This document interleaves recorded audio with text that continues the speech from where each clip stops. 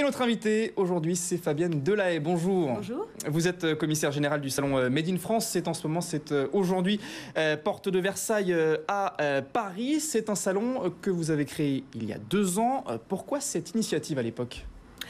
Parce que je pense que le soutien aux entreprises qui font le choix de produire sur le territoire, quitte à diminuer les marges, et donc qui participent à créer de l'emploi et à préserver nos emplois, est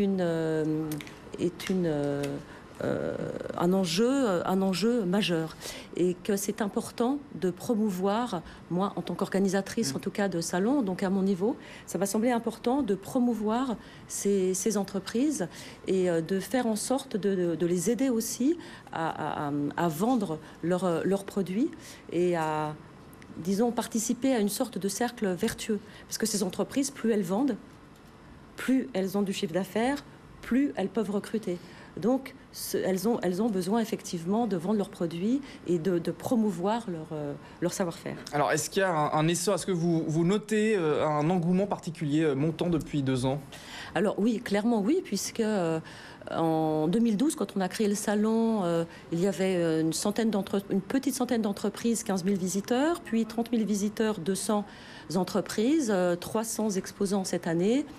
Je pense 35 000 visiteurs, j'aurai le comptage dans 48 heures. Donc oui, il y a un engouement. Les sondages le montrent aussi. Vous savez, et d'ailleurs c'est important parce que au-delà d'ailleurs des problématiques de coûts, 72% des Français disent que les marques, donc là on est bien dans les marques qui réussiront demain, sont celles qui préservent l'emploi, préserve l'environnement, et donc de plus en plus les achats seront éthiques et responsables. Alors l'un des arguments contre, si je puis dire, le Made in France, c'est que ça coûte cher. C'est une idée reçue, c'est un cliché ? Oui, un petit peu. C'est-à-dire que ce qui est important, d'une part, c'est de prendre en compte la totalité des coûts. C'est-à-dire le prix sur une étiquette, ça ne veut pas dire grand-chose. Donc quand vous prenez les coûts sur l'emploi, donc, vous achetez pas cher et vous perdez vos emplois, vos proches aussi. Les coûts sur l'environnement, les coûts sur la santé. Vous savez que 30 à 50%, quand il y a des contrôles aléatoires en douane, de produits, notamment dans le jouet, à la veille de Noël, ne sont pas conformes aux normes françaises restrictives. Et on ne peut pas contrôler tous les produits. Tous ces coûts, ils sont bien partagés par l'ensemble de la collectivité.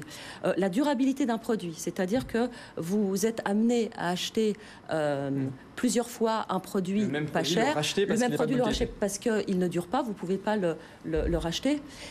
Parce que la qualité, ce n'est pas la même. Et pourquoi ce n'est pas la même ? Une entreprise qui délocalise pour plus de marge, d'accord, elle va payer moins cher les salaires en Chine qu'en France. Mais elle va aussi prendre des matériaux moins bons. Enfin, je veux dire, on ne va pas en Chine pour prendre le top du top du matériau, sinon on serait resté en France. Donc, ça tombe sous le sens que les produits ne sont pas faits pour durer.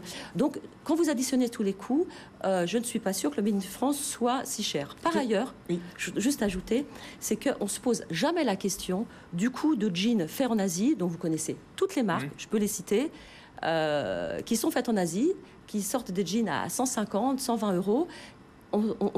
Jamais on me dit c'est cher d'acheter un article importé. Alors vous avez sur le salon 1083 qui sort des articles, des jeans bio à moins de 100 euros. Donc c'est moins cher que ces produits qu'on connaît tous. Justement, qu'est-ce qu'il faut pour être sur votre salon ? Qu'est-ce que c'est aujourd'hui du Made in France ? C'est pas du 100% fait en France ? Non, à l'impossible, nul n'est tenu. Et puis, on n'est pas des fous furieux, des talibans du Made in France. Pour moi, ce qui est important, c'est que les étapes essentielles du produit, de la fabrication du produit, aient lieu sur le territoire. Alors, il y a des labels. Moi, je ne suis pas un label. Ce qui m'intéresse, comme vous l'avez vu, c'est la problématique de l'emploi. Donc, est-ce qu'il y a une usine ? Est-ce qu'il n'y en a pas ? Est-ce qu'il y a des ouvriers ? Voilà. Donc, ça, c'est simple à vérifier. Après, il y a effectivement des labels très rigoureux, comme OFG, Origine France Garantie. Là, c'est véritablement un label. C'est-à-dire que vous avez des certificateurs, des organismes certificateurs qui contrôlent les produits. Et là, ils sont effectivement plus Made in France que Made in France. Alors, mais déjà, sur le salon, c'est sérieux et les entreprises, elles sont contrôlées. Et derrière les slogans, est-ce qu'il y a une vraie politique? Arnaud Montebourg qui revient sur votre salon cet après-midi. Arnaud Montebourg, évidemment, qui avait posé en une du Parisien Magazine avec cette fameuse marinière. Est-ce que vous avez l'impression qu'aujourd'hui, depuis qu'il est parti, il y a moins d'impulsion au gouvernement?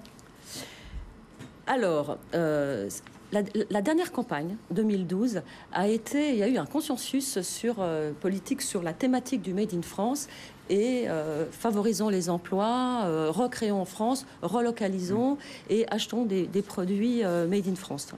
Et puis, c'est vrai qu'Arnaud Montebourg en a fait véritablement une bataille. Il a écrit sur la thématique et il a justement aidé à promouvoir cette thématique, à la médiatiser, parce que c'est important de montrer à nos concitoyens que par leurs achats, ils peuvent préserver leurs emplois. Et surtout, à ne pas confondre la notion de marque française et de fabriquer en France. Et de fabriquer en France. Ce qui est important, c'est de faire un focus, c'est le cas donc du salon une fois par an, sur ce qu'est le fabriquer en France et toute l'impact que cette consommation a sur l'emploi. Et c'est donc ce salon Made in France qui se tient porte de Versailles. Vous pouvez y aller aujourd'hui encore. Merci beaucoup Fabienne Delahaye d'avoir été avec nous, commissaire générale donc de ce salon. Restez avec nous sur LCI tout de suite, c'est le journal.